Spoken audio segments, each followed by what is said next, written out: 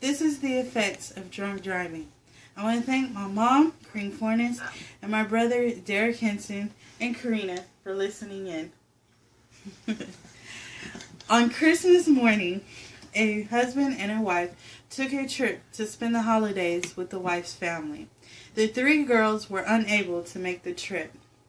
The parents kept in contact with the girls, telling them of stories of their day's adventures and what fun they were having throughout the trip. On Christmas Day, the parents and the wife's parents were on their way to a family member's house. When the family was stopped at a red light, a 34-year-old man who was driving at a very high speed slammed into the car. The father of the three girls died on the scene. The mother of the three girls died a few hours after that during surgery. The mother's mom died a few weeks later, and the mother's father survived but with major injuries. The man who caused the accident was unhurt and was reportedly a drunk driver by an officer on the scene. He later pled guilty and got 25 to life. This is one of many stories the victims tell that are affected through drunk driving.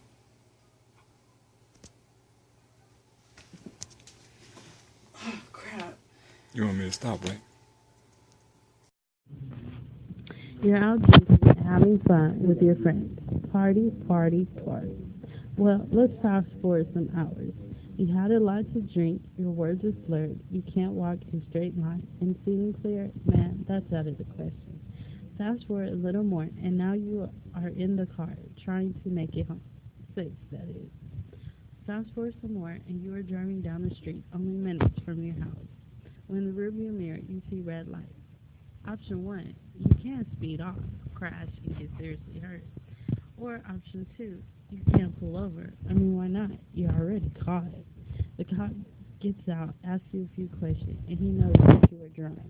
He makes you get out of the car and gives you the so embarrassing sobriety test, where you have to walk a straight line and do some other things, such as you're out the box backwards.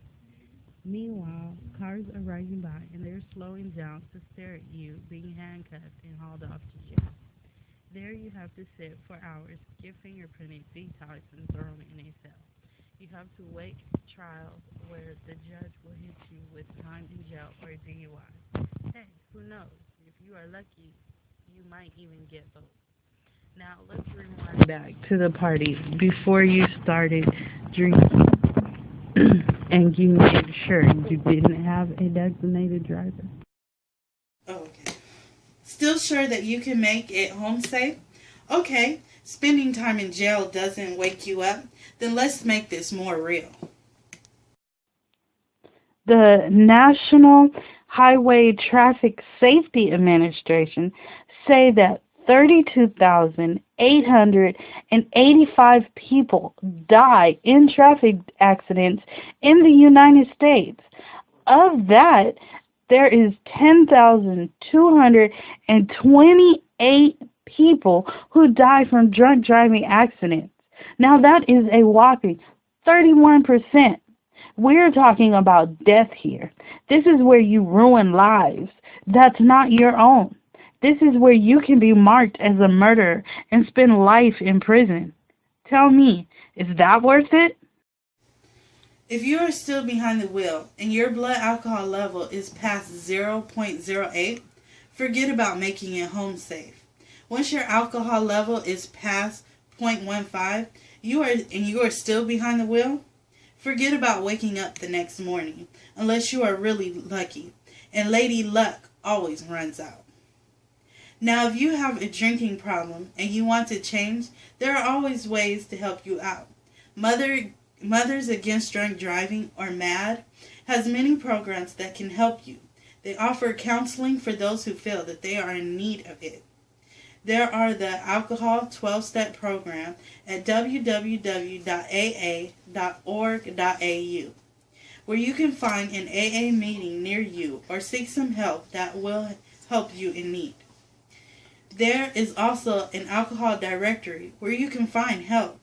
I looked up the one in Los Angeles, California, and got area code 626-299-4139, extension 80, where you can talk to a Patrick L. Agua.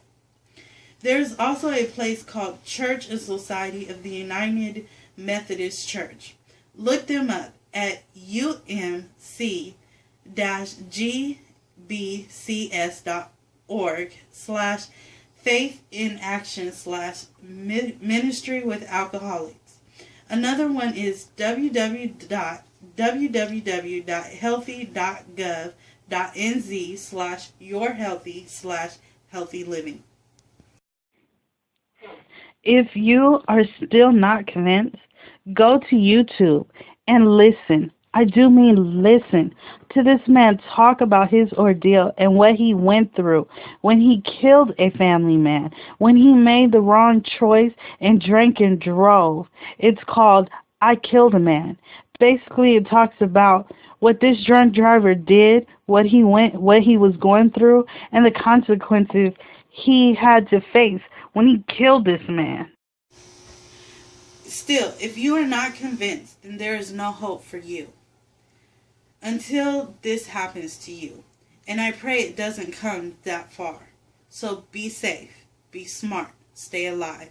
One stupid decision can ruin more than one life.